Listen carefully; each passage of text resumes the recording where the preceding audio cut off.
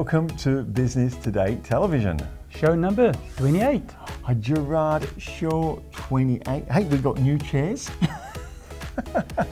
It's all about innovating, being more comfortable.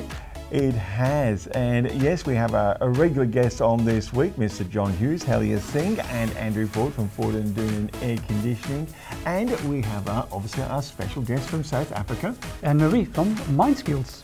Now, you said let's dress it up a little bit this week. We're all into innovation, and you've come up with a topic that we're going to discuss in detail throughout today's show. And we're going to talk about this week about choice, because all of us got a choice.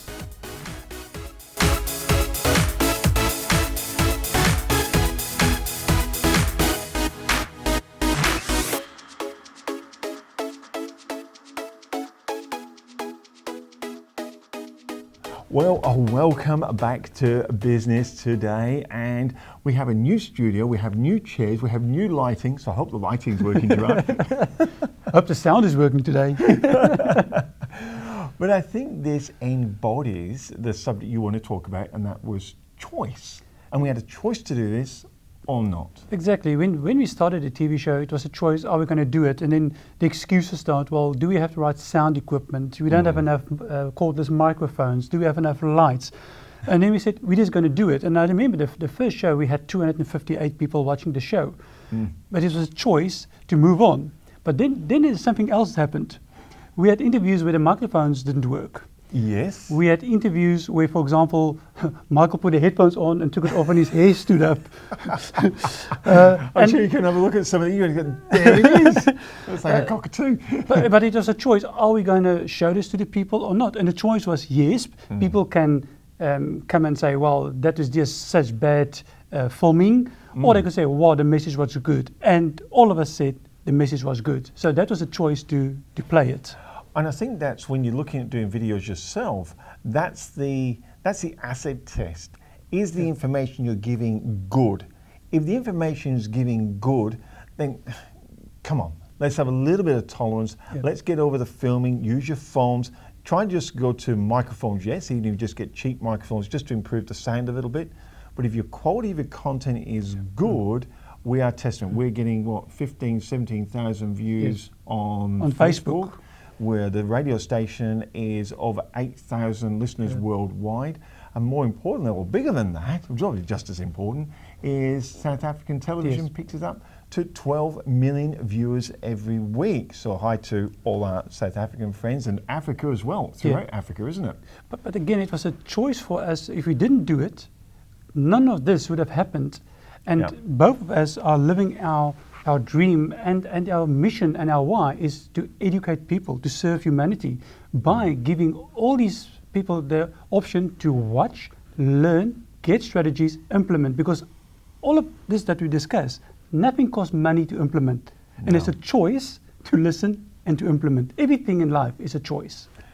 Here's our next guest, or our first guest, I should say, who has certainly made some very big choices and had very big successes. Here he is, Mr. John Hughes. How about this? I mean, if somebody come back and say, well, you always wanted to become a lawyer. I mean, if there was a possibility of time machine to go back there, would you change back? No. My son and my daughter have both got a law degree. My daughter practiced for 18 months in litigation, which she hated and bored it, so that was the end of that. My son got a law degree and never practiced. Well, I understand, or may be incorrect, that about 50% of the people who get a law degree don't actually practice law. But I'm a great admirer of the legally trained mind. I think a law degree is a fabulous stepping stone or a base to move into other things. But no, if I could wind the clock back to when I was 18, 19 or 20, and say, John, is there anything else you'd rather be doing? Genuinely, and I mean this, no, there isn't. Could I have done it better? Oh, yes. Should I have eliminated a lot of the mistakes that I made? Absolutely. Because I nearly went bankrupt in the early 80s. And there's advice to people that are going into business, or people that are in business. What I did wrong, and what I strongly recommend people do not do, is what I did. I expanded too quickly, and I delegated too loosely. I took my eye off the ball. I lost the plot for a year. I got carried away. was swanning around, and I nearly went under. I lost everything. All I did was hold my house. I lost everything. I had to go back and start all over again. Wow. And that got me back here in 1969 when I started here again. But I had a couple of years where I had to do, if you're a Catholic, you believe in purgatory. I think it was, well, I had 2 years of purgatory. But I had to do it to rehabilitate myself. So, advice to people in business, don't expand too quickly and don't delegate too loosely. Often you're better off staying within these 4 walls, whatever it is, and concentrate all your energies and efforts into that. The minute you start disseminating your focus too far around, then you'll find it's the law of diminishing returns. Golden balls, very much. Thank you. Wow, I'm sure our viewers are going to be stomached by all this great advice from you. This is something that every business person needs to know. Well, yeah, look, people who go into business, generally, if they don't succeed, it's generally for one or a number of reasons. Number one, they don't quite know what they're doing. As I said before, you've got to have background in the industry, with few exceptions, but really you do. That's the first thing. Second thing, that they go in undercapitalised, because you don't make any money for 6 or 12 months. You don't. And the third thing is they don't get correct accounting advice. They get confused between turnover and bottom line profit. I do a bit of mentoring for people. I don't seek it out. They ring me and I spend an hour with them on a Saturday afternoon. And it's unbelievable. They like, how many are you selling? These. Okay, what are you getting on? What's your bottom line? What's your cost? Oh, well, what are your overheads? What's your bottom line? You know, but I'm selling X number and I'm making Y gross. I mean, that's terrific. Yeah, well, what about all the rest of it? Exactly. It's quite amazing, actually. It's unbelievable how some people, they're too naive. They need to get experience before they go into business for themselves. Very well true. So, and obviously the education, the value of the education all along the way, it's very critical to any business success. Yeah. Thank you very much, John. Now the last thing, if let's say, I mean obviously you don't need to work here, so you work all your life and you don't need the money. It's not work. It's not work. Yes, that's it. It's not work. It's more than a hobby. People, it's just a hobby. Hobby is something you play with. Yeah. This is not a hobby. This is full on. Look, I don't race horses. I don't play golf. I don't play bridge. I don't play bowls. I haven't got a property at Margaret River. I don't go fishing. I don't drink with the boys. The thought of gardening would fill me with dread. It's family. Yeah. And it's work. Now, the important thing is too, a lot of people used to ask me, Mr. Hughes, how do you balance your family and your business life? This is very important. And it took me a long while to sort it out. And what it is I chunk my time. 8 o'clock in the morning till 6 o'clock in the afternoon, it's work. My wife wouldn't dream of ringing me between 8 and 6, I'm too busy, within reason. From 6 o'clock at night till 8 o'clock in the morning, I never take a business call, I never make a business call, I never take an email or give an email. That is family time, and you chunk it, and you can do it. So, but other than that, I have no occasional travel is nice, but I just love what I do. I absolutely love listening to John Hughes, and when we're talking choices, he really has made some big choices. But again, every choice you make got a consequence. Mm. Yeah, if he didn't make the choices, who knows who he would be today. Yeah. So it is. I think it's, as a business owner, it is imperative that you make a choice to go ahead and implement. And I think one of the other things we've discussed when we're talking about choices is your plan to implement. Yeah. Implementing is the big key. Support mechanisms are the second. So join our business club, by the way. There's a quick little plug for that. Have the support mechanisms so you're able to continue. But don't stress too much if your plans aren't perfect. I think that stops people making those choices as well. Well, that was a question last week about an A plan and a B plan. Mm. You know, no plan is perfect, and there's no guarantees that anything will work. Yep. You can have the best plan ever, and then COVID hits, and your business is out the door. Mm. There's nothing in life is guaranteed. But if you don't take the risk, make the choice, and implement, nothing will happen. That is the one thing, you will stay where you are. So one technique I've used to make choices, I call it my resource decision-making skills. And basically I write down my resources. What have I got? First of all, am I going to be passionate about this? That's a John Hughes thing. That's a Helia Singh. That's Andrew Ford. And that's Annemarie. They're all the same. What resource have I got? What equipment do I need? Have I got it? Can I improvise? You don't need expensive TV cameras. You can do it with a phone and a wide-in microphone just to sound a bit better. And then I look at the customer and what resources have I got to deliver what they want? Yep.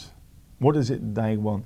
And look, if it's there, I kind of just do a quick one-pager and get into it, because I know as I start doing it, I'll learn. How much have we learned since doing this?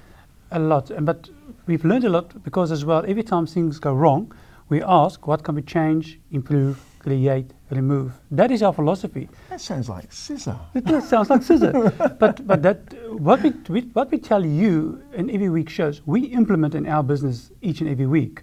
And that is, when you get stuck, that's where the strategies come in. And that's why you need to listen to all these guest speakers, because they all got these gold nuggets that you can use. And someone who is always using scissor to improve his business is our next guest, Mr. Andrew Ford. It's really interesting, and I'm reflecting back on our earlier conversation when you're talking about future planning. And solar, to me, even though it might seem crowded, but it's like the same old.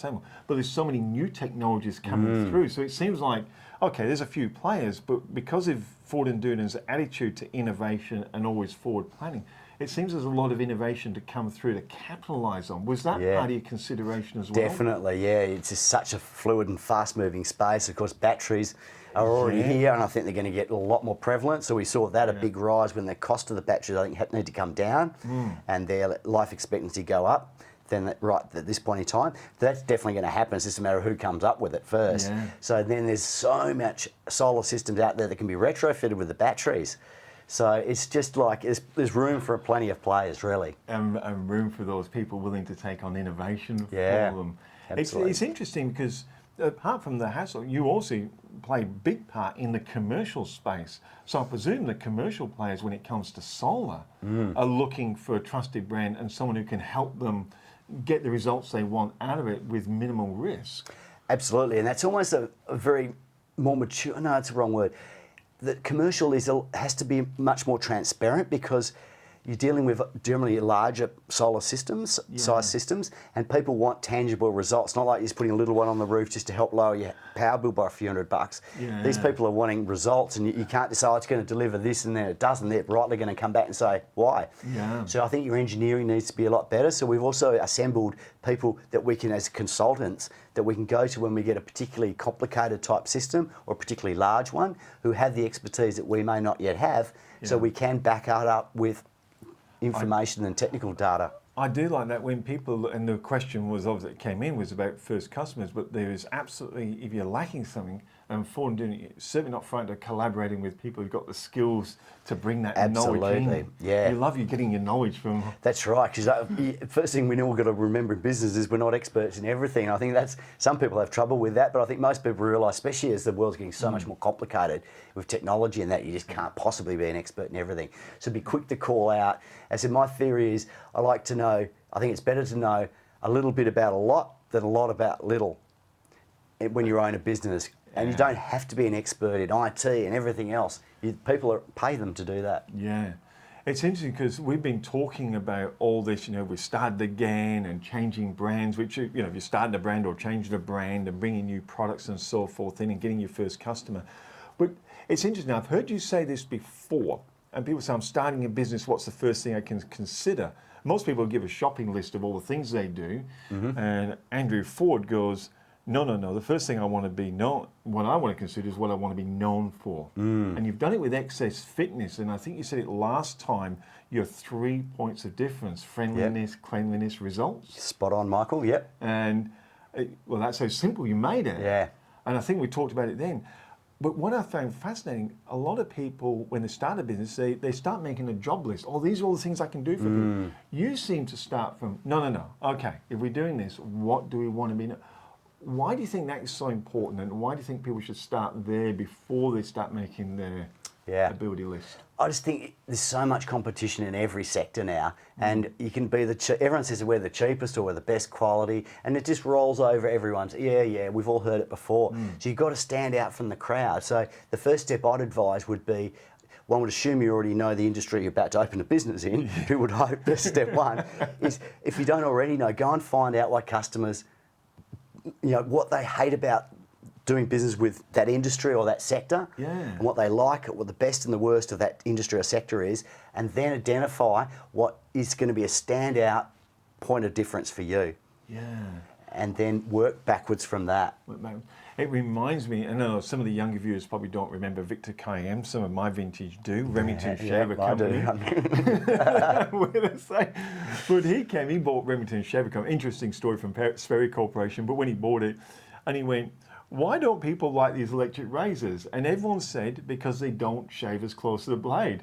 So he just went, wife bought me this or something, I think the ad word, and it shaves as close to the blade. I was so impressed I bought the company. It's classic. But he did what you said. He went, what do I want to be known for? My electric razors shave as close to the blade. So he took what the customer wanted and incorporated it. And I find that fascinating with excess fitness. When you did it with Ford and Doonan, and then you've had to do it again with solar. Again, did you sit down and go, what do we want to be famous for in this space? With the solar, I think it was easier because we identified that nervousness or indecision people have making a decision because of the volatility of the solar companies, that they tend to appear and disappear so quickly. So that was going to be what we were going to hinge off, was Ford and Doona's reputation. Yeah. So that one was probably a bit easier. But gyms are exactly the same. What do we want to compete on? Price? You know what I mean? And there's gyms at every corner. There's franchise gyms everywhere. Yes. So it's very hard to be, how are you going to stand out? And again, before I bought a gym, I've been going for 12, 14 years. So I knew what particularly annoyed me, which was when it was dirty. You know what I mean? So that was one of the ones. And friendly, I just knew that a friendly gym would keep members at your gym. Because I think you mentioned it before, and I think a lot of guys and girls have been to gyms, do feel, especially if it's their first or second time in, that they're a little bit isolated. They're like fish out of water, and especially the ladies. If it's that sort of heavy-duty bodybuilding gym with guys shouting and dropping the weights, they're very intimidated, or they're getting looked at all the time. So we've tried that. That's hard. You can't stop that, of course. But actually, I did the analysis of our membership. We've got nearly 35% female membership, which I don't honestly know the industry stats, but my experiences tell me that's quite high. That's a credit to you, because that obviously makes that you actually got a customer that's now confident. Yes. In what you're and actually they feel providing. safe in there. And I think that is also going to help grow us, because ladies are going to tell their friends, I've just joined this gym and it's different to all the others. There's no one perving at me or anything like that, you know. So I think that's going to keep increasing. Wow. What gets me, Gerard, is you're talking to self-made millionaires and millionairesses.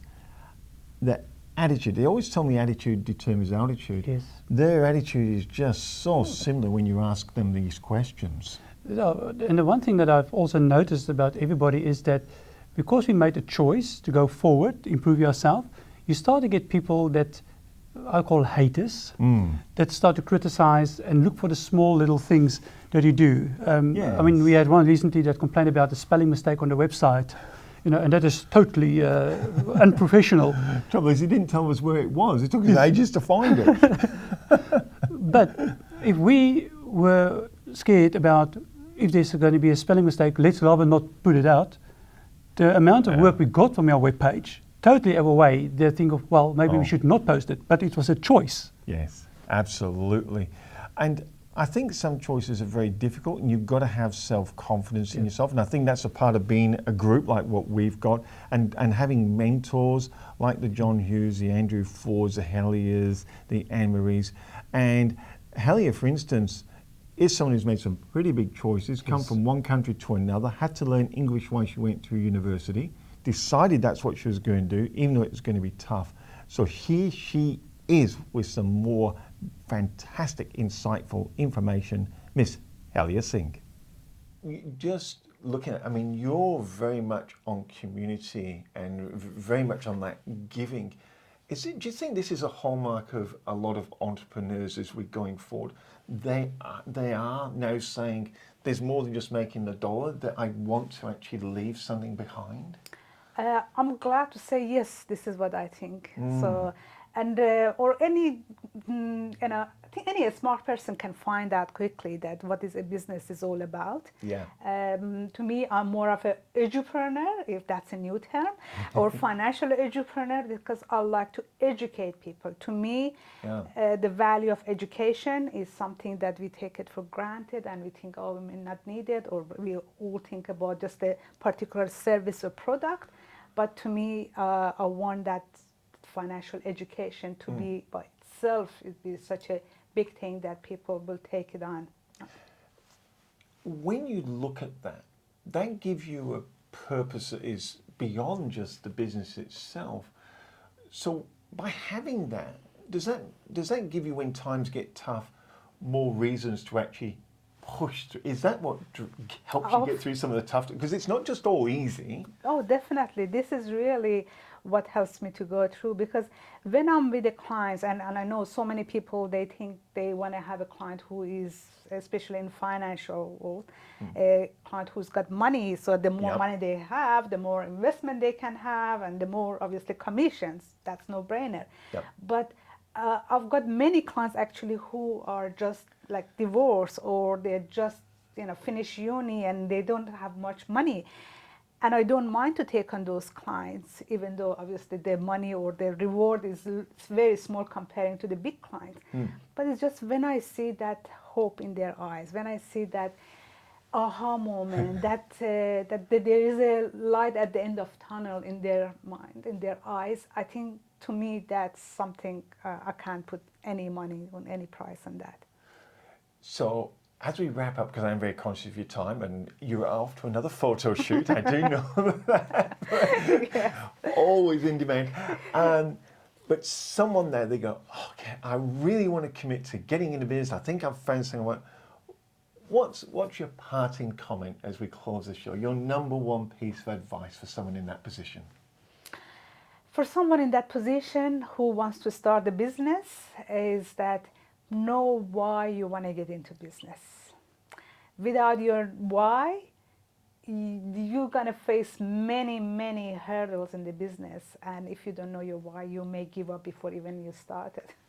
So your why is number one. And I used to write my whys all around me, and then my, even as a desktop background was there. So it's just sitting right in front of my face to remind me why I'm doing this. And if you think those who are successful never give up or don't even think of giving up, you're wrong. Even a few weeks ago, I had a meltdown at work. I just felt, that's it, I'm done.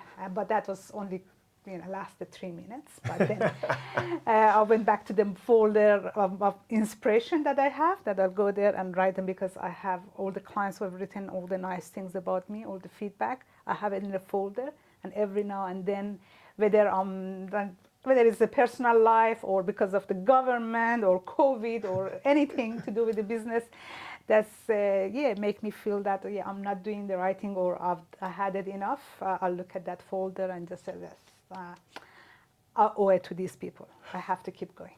I said the last one, I lied. You said something, inspirational thought. Now, when you sat with John Hughes, he opened his drawer and he had all those. Yes, that's right. And you've just said, you do something very similar. Now you've got an inspirational folder. Yes, wow. Yeah, that's right.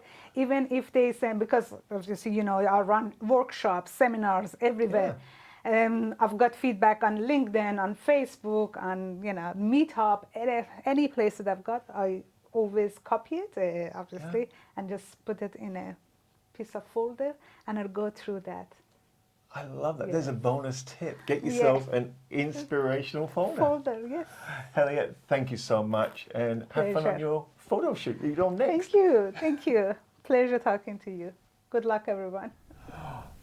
Helia just always blows me away. Absolutely fantastic information from that lady. Unbelievable. Well, the one thing I realized listening to all of the speakers today so far is that it's not only one thing that makes you successful. It's a lot of things. It's your heart, mind, body, and soul. It's sales, marketing, branding, relationships. It's not one thing. It's all these little things that makes a business. And I think that's when we consulted about the club. If you have a look in our business club, we actually consulted about all those things. So heart, body, mind and soul, marketing, selling, personal development, business development, accounting. We broke them all up into a business resource library. Yes. So there's over 90 videos in that? Oh no, over 100 videos. Over 100 videos in that resource library, all categorized so they're easy to find so you can work on what you need to work on when you need to work on it. And I think that is just really, really important when you talk about that. And I think that was the biggest choice for us. Do we put this out there? Do we put the effort in? And we went, let's do it and let's see what happens. It was a choice. It was a choice. Goodness me. Talking choices. Annemarie. We're going to South Africa? Going to South Africa. The theme for this month's conversations is all around finding the leader within yourself. Now, to me, the place to start off with this journey would be to have a look at what is already there. Who am I already as a leader, as a human being? Who am I? It is really a process of looking into the mirror. Now, this is never an easy process.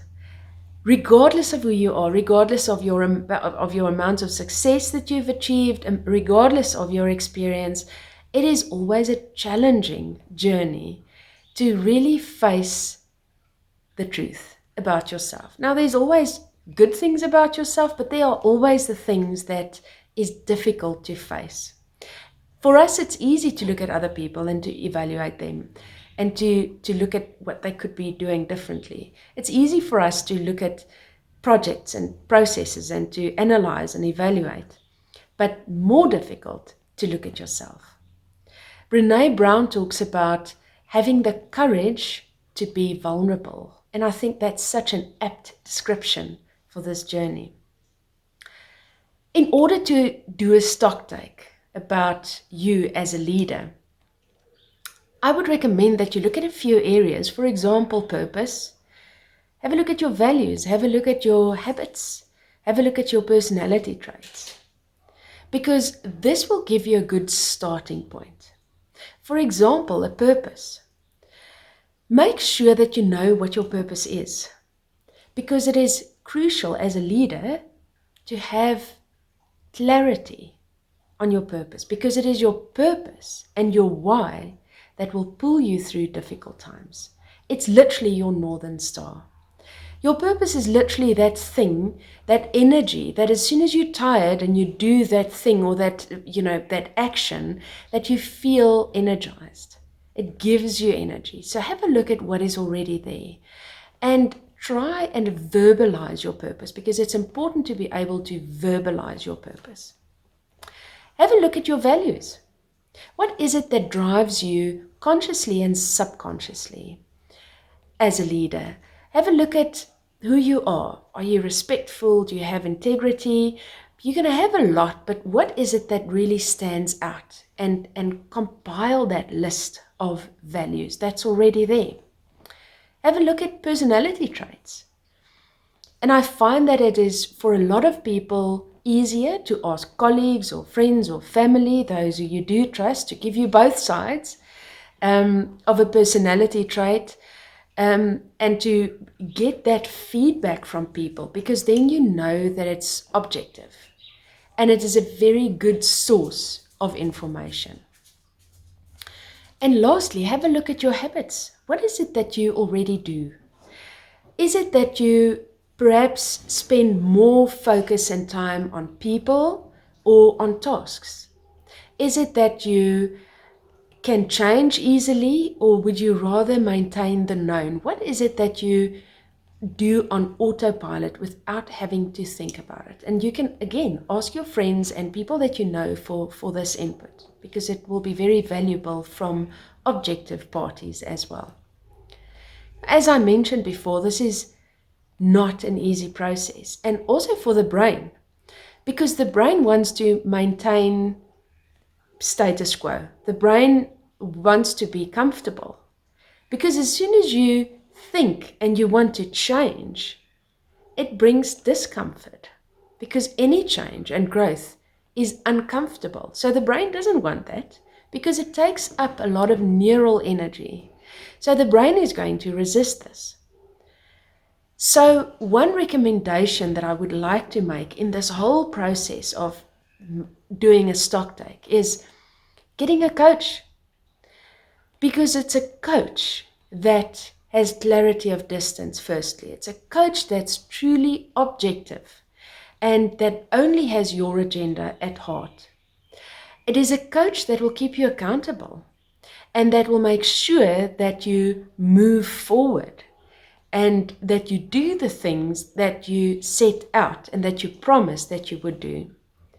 And it's also a coach that will challenge you, because you will need to be challenged. You will need to hear the things that your friends won't tell you. And this is the job of a coach. So I would recommend in this whole process of looking into the mirror, the first step of you as a leader and finding the leader within you, find a good coach so that that person can navigate you on this journey. What a choice to do a choice show. Exactly. And today, there were so much different topics. Yes. But it's your choice. Even if you take one to see how you can change, improve, create, improve that one thing in your business and see the change in your business. I think that's really important, Gerard. If you just took one thing per week from the show and said, I'm going to work on that this week, you would have worked on 52 things, or 48 if you're having 4 weeks holiday, over the year in your business. The transformation you will experience will just blow you away. Well, it comes back to that 1% change you make every day. So if you just think you will have a 54 or 52% change in your business by changing one little thing once a week. So it's not overwhelming. If I have to tell in the beginning of the year, you're going to have a 54% change in your business, you would say, it's impossible. I can't do it. I'm too busy. It's overwhelming. Yeah. Doing it with us is possible. Absolutely. Thank you so much for joining us once again. We are going to go out like we usually do That's where you get live and you stumble over your own tongue, like we usually do with our special segment. And until next time, it's goodbye from me. Goodbye from me. Well, the number one question I get asked is, what is branding and how can it help retain and gain new customers for my business? Hi, I'm Michael Worthington. Well, in the acquisition of clients and new customers for business and retaining existing customers, we look at the triangle of marketing, advertising and sales. And a branding agency like 101, we combine all three, and in the center of that triangle, it is you. Look, online these days, 60% of the information you're putting out there is about you. That's why we always say it's about personal and business branding. At 101 Media Group and any good branding agency, what you'll find is they will design your marketing plan from scratch. So identify exactly who your customer is, what it is they want, and how do they describe it? What words do they use to describe what they want? So you can use the same words as well. And then what is the biggest benefit of using your business for your services and products rather than somebody else's? The advertising of the platforms that you're going to place your marketing onto, and a branding agency designs all those as well. So a good branding agency looks at all those elements, and what we do is we design all the content, we produce all the content, and we distribute all the content. That is what a branding agency can do for you, and that's how we help you retain your existing customers and keep them coming back, and also automatically attract new customers to you so they want to do business with you and buy your products and services. Look, if this is something you'd like to explore more, just have a coffee and a chat and just see if it is right for you. We'd welcome a call. Drop us a line at admin@101mediagroup.com.au.